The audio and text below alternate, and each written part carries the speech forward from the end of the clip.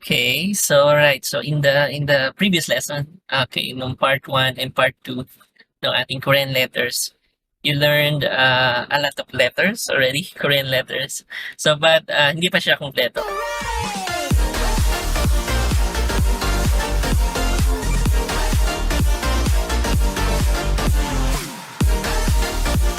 There are some still remaining letters, so you have to learn some more letters in the Korean alphabet. Okay, so last time you saw yung mga different tables, combinations, and ito yung pinaka-last part. So you will learn the remaining vowels. So yung mga remaining vowels na to is in ang ating part 3, para Korean letters. So we call them diphthongs. So diphthongs. So ano ba yung diphthongs? So these are just yung fancy way of saying that there are two vowels in one. So combination ng two vowels. So ito na yung pinaka-last. So after learning these final letters, you will be able to apply these letters to words and pwede na kayo mag-start with simple sentences and grammatical formulations. So but luckily, very luckily, all of these remaining letters, okay, is based on sa mga bawat sa pag-aralan na natin yung o, o. Okay. So as a review, so this is yung letters o, and o. Okay. So there are 4 more vowels that can be made by adding, dadagdagan lang natin ng 1 extra line from these vowels. By adding this extra line, so a Y sound gets added to each vowel. Okay, example, yung word na ya, and then yo, you, and yo. Okay, ya, yo, you, and yo. Okay. Okay, so ito yung ating 4 more vowels. So if you want to make more syllables with these new vowels, so they would look like this. Ito yung mga example. For example, yak, and then yok. Okay, yung yak parang ano sa kanila niya, medicine. Okay, so yung yok is a station. Example, subway station. So we say yok. And we have yuk and yok. Okay, so ito yung mga examples. Okay. Alright, okay. So we have 2 more common vowels. So yung ito, so we have eh. Ito yung combination ng a and e. So we say eh. And then ito then same sound eh. Okay. Combination ng o and eh. Okay. So in romanizations yan. So they yan nakita nyo, they look they have different romanization but actually they sound identical to one another. So they sound identical, but in Korean, if you spell it, so they will have different meanings. Okay, so that's the trick. Okay, all right. So meron pa tayong mga remaining vowels to study. So they're all composed of adding 2 vowels together to make a sound. For example, yung combination ng ito, u and e, we say we. Example, yung shui. Okay, shui is parang daga or rat. And then a combination ng u and o. So it will create a wo. For example, won. Korean won. Okay. And then, for example, u and e, we say eh. Sound like sway. Okay, example, ito yung wego. Wego, for example, outside country. So wego. Example, wego, sarap. Okay, so foreigner. Okay. And then yung u and a, we say wa. Okay, wa. Pag nagugulat sila, sasabihin nila, wow. Sasabihin nila, wow. Okay. Example nito parang 1. Okay, 1. Okay, number 1. Okay, and then U and E, we say uy. Yeah, it's uy. And then ye and E, okay, it's ye. It sounds like ye. Okay. So these are the other vowels. So meron pa tayong mga 3 more types of vowels but it's very rare na ginagamit. Okay, it's much less common than any of the letters na discuss natin. So first one is yung we. Okay. So example, yung we sa kanila parang y. Okay, we. Alright, so yung ye, this is ye. And then also we. Okay, we. So ito yung pinakabihira. So for example, yung salitang wedding. Okay. So yung wedding, ito yung spelling. Okay, we. Alright. Okay, alright. So Okay, so you have learned yung 14 more vowels that can use on top of yung mga 6 na vowels and 19 consonants you learned previously.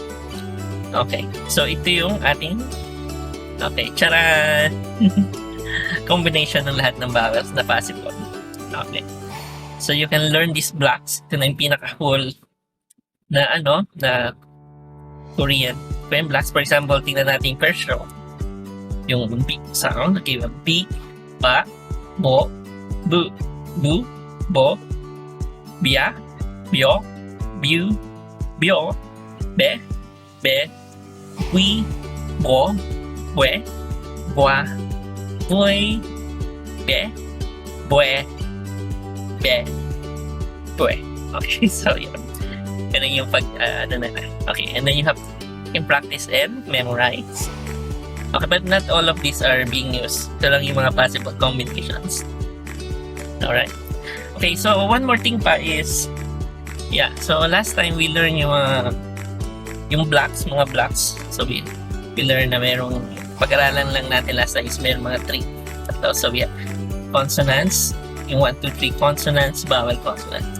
But actually, it's also possible for syllable to have 4 letters. Pwedeng 1 vowel and 3 consonants. So, yung usual.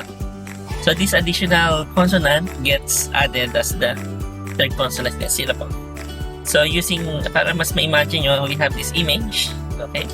Ito yung mga possible na structure.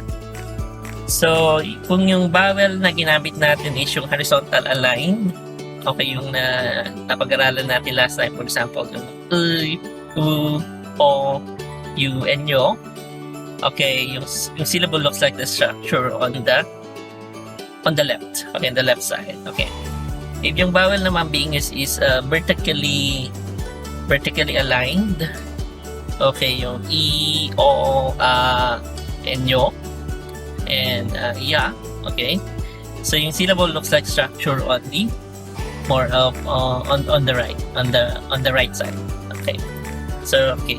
So in either case, notice yung 3rd consonant simply gets placed beside yung second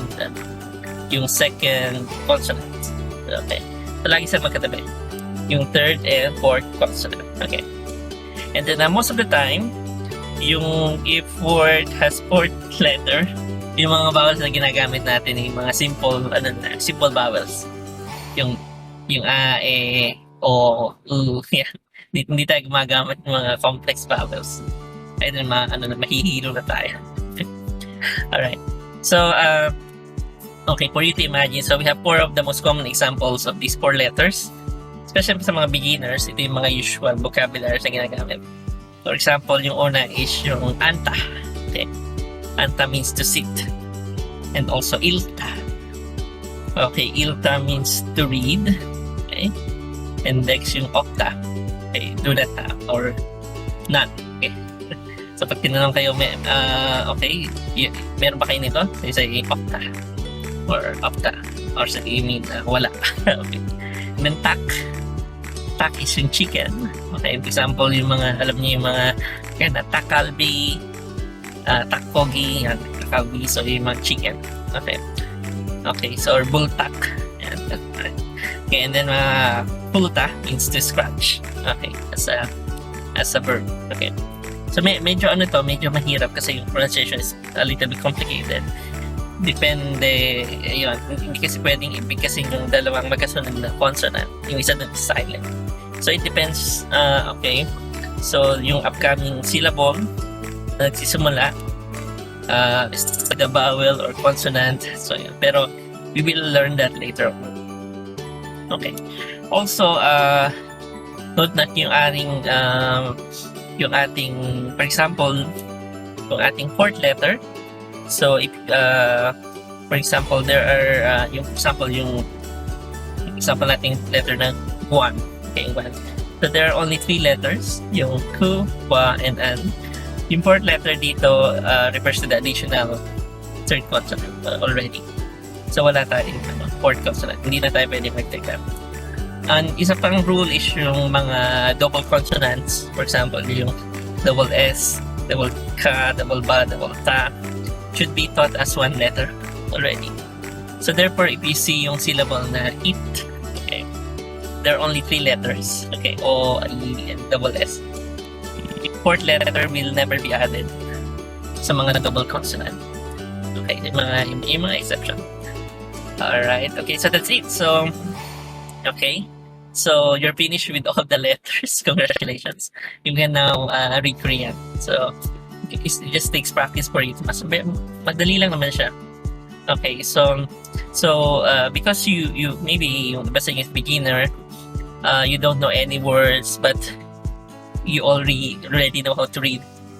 Here are some my small list of Korean words that actually English words. So they adapt this. So like in Japanese or Korean, so usually ina-adapt nila yung parang Japanese English or Korean English.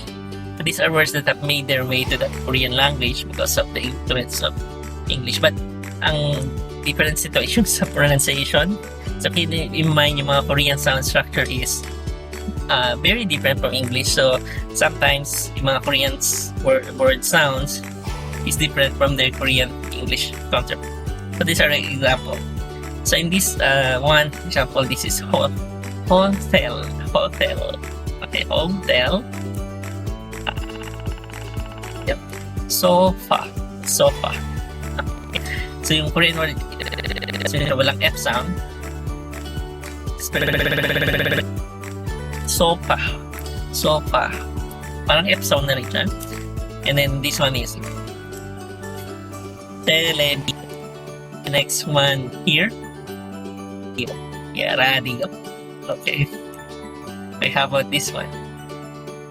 Yeah, this one is switch. Yeah, switch. This means switch. Okay.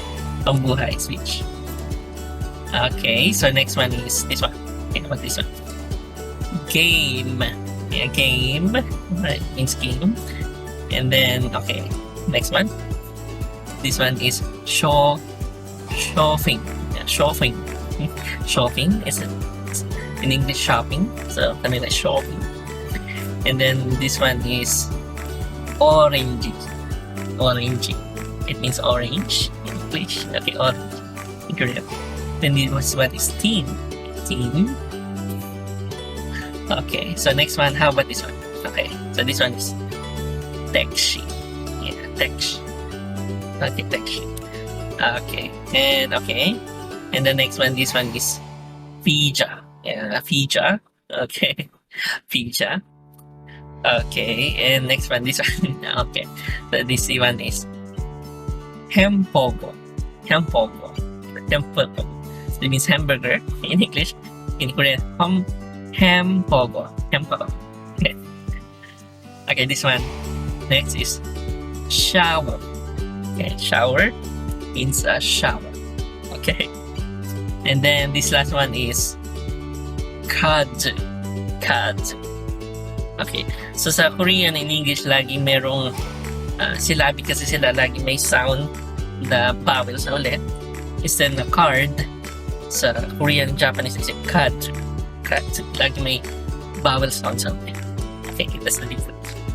So, but eventually you will come to terms with the Korean pronunciation.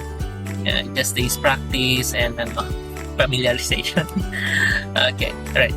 Okay, so you know. Okay, so congrats. So you know all of the Korean letters and a little bit of pronunciation. So next time we will learn naman kung paano mag-form ng Korean sentence structure. Okay. Okay, so thank you. Okay, 안녕하세요. Fighting.